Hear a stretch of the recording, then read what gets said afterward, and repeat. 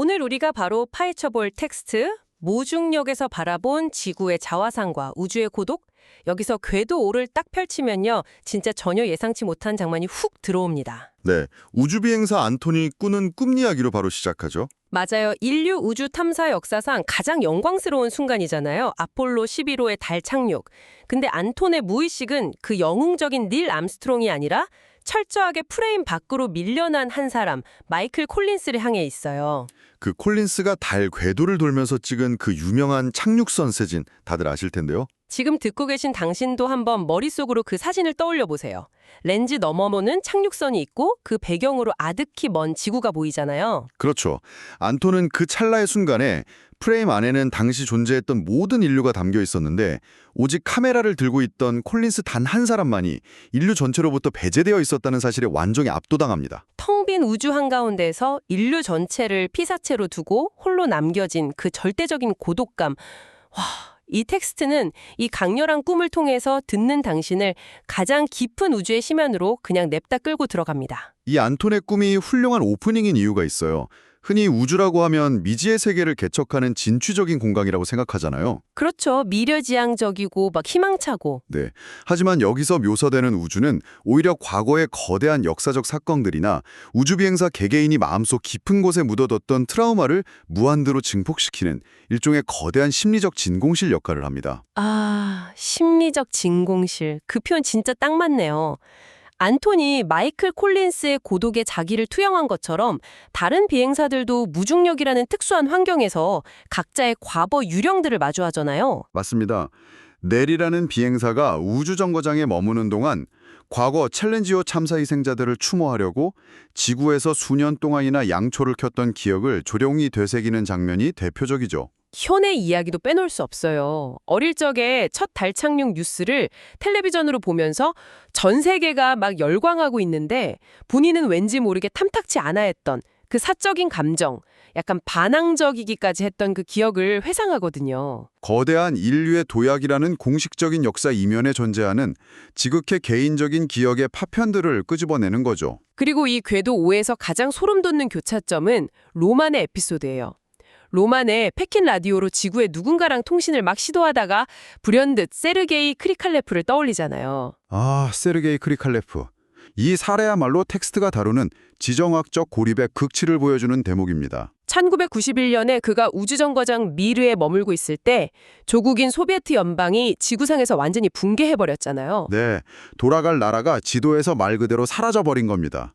정치적 격변 때문에 우주 미아가 되어버렸던 그 역사적 사건을 로만이 떠올린다는 건 우주라는 공간이 지구의 정치적 현실과 절대 분리되어 있지 않다는 걸 뜻해요. 오히려 그 현실의 부조리함을 가장 극단적으로 체험하게 만드는 곳이 우주라는 거죠. 근데 조국이 사라진 이야기만큼이나 무겁게 다가오는 게 그 치에가 연구실에서 진행하는 쥐 실험이거든요. 이 부분 묘사가 정말 귀괴하면서도 슬프죠. 당신도 그 차갑고 좁은 우주정거장 내부의 연구 모드를 한번 상상해 보시기 바랍니다.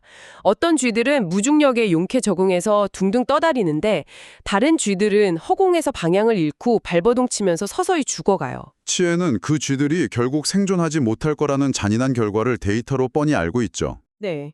알고 있으면서도 투명한 케이지 밖에서 마음속으로 끊임없이 외치잖아요. 제발 무중력에 적응하라고. 어떻게든 살아남으라고. 단순한 과학 실험을 넘어서서 정말 묘한 감정을 불러일으키더라고요. 치에가 느끼는 그 필사적인 연민 밑바닥에는 결국 인간 존재 자체에 대한 근원적인 불안이 깔려 있는 겁니다. 아, 인간도 무중력에 적응하도록 설계된 적이 없으니까요. 정확합니다. 허공에서 허우적대며 죽어가는 쥐들의 모습은 이 적대적인 우주 환경 속에서 얇은 금속 외벽 하나에 기대서 위태롭게 생존하고 있는 우주 비행사들 본인의 나약함을 비추는 거울인 거예요. 칠 내적 갈등이 결국 인간의 생물학적 한계에 대한 공포였다. 진짜 소름 돋네요.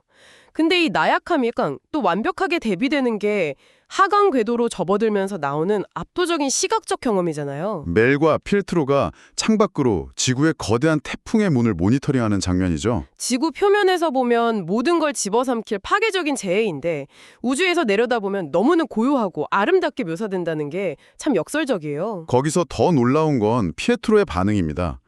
그 거대한 스펙타클 앞에서 그가 떠올리는 건 신혼여행 때 필리핀에서 만났던 아주 평범한 어부 친구의 얼굴이거든요. 게다가 그 단조로운 순간에 우주선 외벽 너머 남반구에 쏟아질 듯한 별들을 느끼면서 속에서부터 부드럽고 은밀한 환희, 그러니까 유포리아를 경험하잖아요. 그 유포리아의 순간이야말로 우주 탐사가 인간 감각에 미치는 가장 극적인 역설입니다.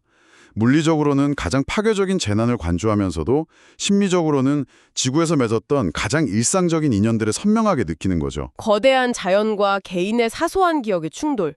이게 바로 이어지는 치에의 가족사랑 완벽하게 대칭을 이루더라고요. 치에가 우주비행사가 되기로 결심했던 그 달 착륙의 날 사진 이야기요. 면에 얽힌 역사의 무게가 엄청나죠. 치에가 아기였을 때 아버지가 심한 병에 걸려서 온 가족이 외출을 못했던 날이 있었는데 그 사소한 불운이 가족을 최악의 비극에서 구했잖아요. 그날이 히로시마에 원자폭탄이 투하된 날이었으니까. 외출을 안 한 덕분에 어머니가 기적적으로 살아남은 거죠. 히로시마 원폭이라는 참혹한 파괴와 아폴로 달 착륙이라는 기술의 성취, 이 완벽히 상반되는 두 역사가 치에라는 개인의 삶 속에서 아주 정교하게 맞물려 있습니다. 아버지가 아프지 않았다면 지금 우주에서 쥐들의 생사를 지켜보는 치에도 존재할 수 없었다는 이 진실. 궤도 5는 진짜 쉴 새 없이 역사와 개인을 교차시켜요. 그러다가 궤도 6으로 넘어가면 텍스트가 분위기를 완전히 뒤집어 버립니다. 이 무거운 역사적 통찰을 일종의 블랙 코미디로 전환하죠. 아, 그 우주정거장 화장실 규칙 말씀하시는 거죠? 여기서 진짜 빵 터졌어요. 수백억 달러짜리 인류 최고의 기술 집약체 안에서 화장실을 국적별로 나눠 쓴다뇨. 러시아 우주국 비행사들 화장실 따로, 미국이나 유럽, 일본 소속 비행사들 화장실 따로. 지구상에서 벌어지는 각국의 자존심 싸움이 우주에서는 가장 원초적인 배설의 문제로 전락해버린 겁니다. 지구의 지정학적 신경전을 진짜 유치하게 복제해 놓은 건데 여기서 흥미로운 건 비행사들의 반응이에요. 그 폐쇄된 깡통 안에서 사는 비행사들은 이 규정을 속으로 엄청 비우고 무시하잖아요. 그럴 수밖에 없죠. 그들은 이미 모든 시스템이 하나로 연결된 폐쇄 루프 안에 있으니까요. 맞아요.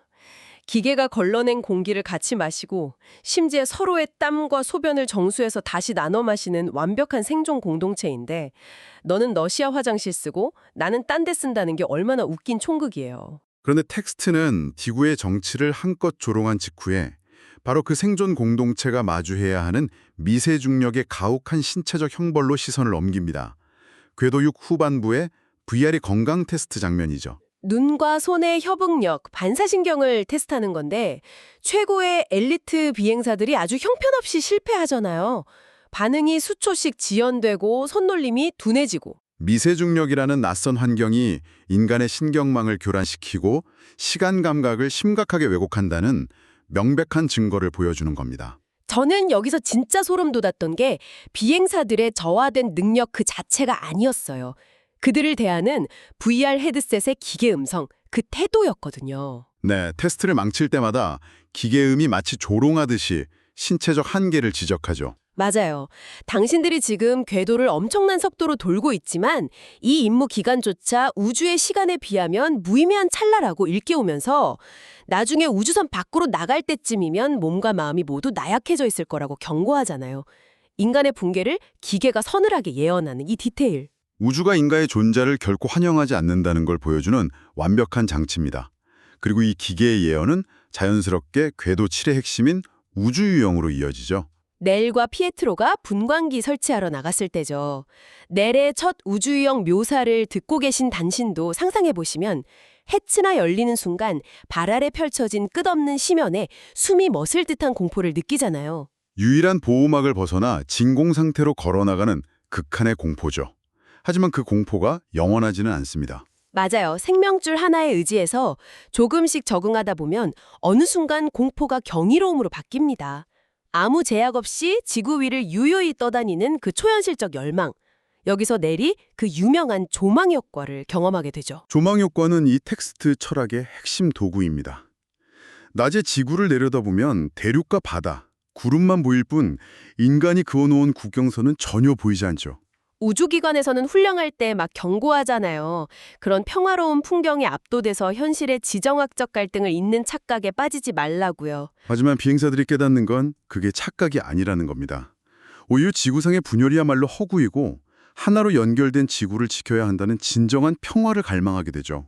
여기까지는 뻔한 감동 스토리 같지만 텍스트의 예리함은 바로 다음에 나옵니다. 국경선이 안 보인다고 지구의 문제가 지워지는 건 아니었으니까요. 네. 비행사들의 눈앞에 끔찍한 지구의 상처들이 적나라하게 펼쳐집니다. 기후변화로 줄어드는 빙상, 바다에서 불타는 기름 유출, 흉측하게 고갈되는 아마존 숲, 오염으로 변색된 저수지들. 텍스트는 이걸 성장과 획득의 정치, 혹은 원하는 정치가 만들어낸 참혹한 결과라고 부릅니다. 여기서 우주 탐사 자체가 품고 있는 거대한 아이러니가 등장합니다. 우리 방송이 어떤 정치적 입장을 대변하는 건 아니지만 소스 자료가 제기하는 객관적인 딜레마를 봐야 하거든요. 아, 그 뼈아픈 모순 말이죠. 평화를 갈망하고 지구의 상처에 가슴 아파하는 비행사들 본인이 역설적으로 그 파괴에 일조했다는 사실요. 맞습니다. 그들이 고결한 깨달음을 얻기 위해 우주로 올라가기까지 단 한 번의 로켓 발사에 막대한 양의 화석 연료가 타올랐으니까요. 그 연료량이 무려 100만 대의 자동차가 내뿜는 탄소 배출량이랑 맞먹는다는 대목에서는 진짜 숨이 턱 막힙니다. 지구를 멍들게 하는 자본과 에너지 소비의 정점에 비행사들이 서 있다는 딜레마. 죄책감이 얼마나 컸을까요? 거대한 지정학적, 환경적 딜레마를 지나면 이제 궤도 8은 다시 지구로 하강하듯 가장 내밀한 개인의 삶, 넬의 결혼 생활로 시선을 돌립니다. 물리적 거리감이 어떻게 인간관계의 단절로 치환되는지 보여주는 대목이죠. 넬이 유영하면서 프리다이빙의 감각이나 어머니의 구분 등 굳은 살박인 손을 회상하잖아요. 지구의 일상을 너무나 그리워하죠. 하지만 정작 지구에 있는 남편과의 거리는 철저하게 벌어져 있습니다. 텍스트에 묘사된 남편은 넬이랑 완벽하게 정반대 성향이에요. 지독하게 안정을 추구하고 삶이 조금만 흔들려도 압도당하는 사람. 넬 스스로도 확신하잖아요. 남편은 이 고립된 우주의 삶을 단 하루도 감당 못할 거라고. 그 근본적인 성향 차이는 결국 소통의 어긋남으로 나타납니다. 남편이 넬이 타고 있는 우주정거장이 밤하늘을 지나가는 순간을 사진으로 찍어서 이메일로 보내죠. 당신을 보고 있다는 필사적인 신호인데 정거장 속도가 초속 수킬로미터잖아요. 사진이 넬한테 도착했을 때 넬은 이미 남편 머리 위를 지나쳐서 지구 반대편 어둠 속을 날아가고 있는 거예요. 넬도 마찬가지입니다. 정거장 내부나 우주에서 본 아일랜드 풍경을 찍어 보내지만 그들의 시공간은 철저하게 엇갈려 있습니다. 내가 당신을 볼 때 당신은 이미 거기 없고 셔터를 누를 때 나는 이미 사라진 상태. 결국 넬은 뼈아픈 현실을 인정하죠. 부부로 지낸 시간의 대부분을 우주비행 훈련에만 쏟아부었다는 걸요. 새로 꾸린 가족의 집에서조차 넬은 함께 시간을 보내지 못했습니다. 남편은 굳건한 땅에서 안정을 갈구했고 넬은 미지의 우주만을 유영할 준비를 했으니까요. 텍스트는 이 결론을 동등하게 미지의 존재라는 서늘한 문장으로 요약합니다. 아, 동등하게 미지의 존재. 생활 방식이 너무 달라서 서로에게 완벽한 타인이 되어버렸다는 인정이네요. 미지의 우주를 탐구하러 간 엘리트 비행사가 정작 가장 가까운 반려자의 내면을 완벽한 타인으로 방치했다는 게 참 씁쓸합니다. 네, 개인의 거대한 헌신이 일상적인 사랑의 파괴를 대가로 요구했다는 무거운 현실이죠. 자, 오늘 우리는 궤도 5의 마이클 콜린스의 고독에서 출발해서 인간을 비웃는 기계음, 환경 파괴의 모순을 거쳐서 서로 미지의 존재가 되어버린 부부의 엇갈림까지 내려왔습니다. 우주는 지구를 훌훌 터내는 해방의 공간이 절대 아니었어요. 오히려 반대죠. 우주는 인간이 만든 국경의 허구, 생태적 파괴, 철저한 단절을 가장 선명하고 잔인하게 비춰내는 거대한 거울이었습니다. 우주복을 입고 중력을 벗어났지만 결국 그들이 직면한 건 외면하고 싶었던 인간의 나약함과 부끄러운 맨얼굴이었습니다. 오늘 이 여정을 함께한 당신에게 이 텍스트는 마지막으로 아주 묵직한 질문을 던집니다. 우리는 더 먼 우주로 가기 위해 지구를 갉아먹으며 로켓을 쏘아 올리잖아요. 하지만 만약 우주 탐사의 궁극적인 목적지가 새로운 행성의 개척이 아니라면 어떨까요? 그 압도적인 진공의 공간이 사실은 우리가 딛고 사는 이 행성과 내 곁에 사랑하는 사람들이 얼마나 부서지기 쉽고 낯선 미지의 존재인지를 깨닫게 하려는 거대한 거울이라면 말이죠. 맞습니다. 우리는 과연 저 차갑고 캄캄한 우주라는 거울을 통과하지 않고서는 당장 내 옆에 있는 미지의 존재조차 온전히 이해하고 끌어안을 수 없는 걸까요? 이 질문을 당신의 몫으로 남겨두며 오늘의 심층 탐구를 마칩니다.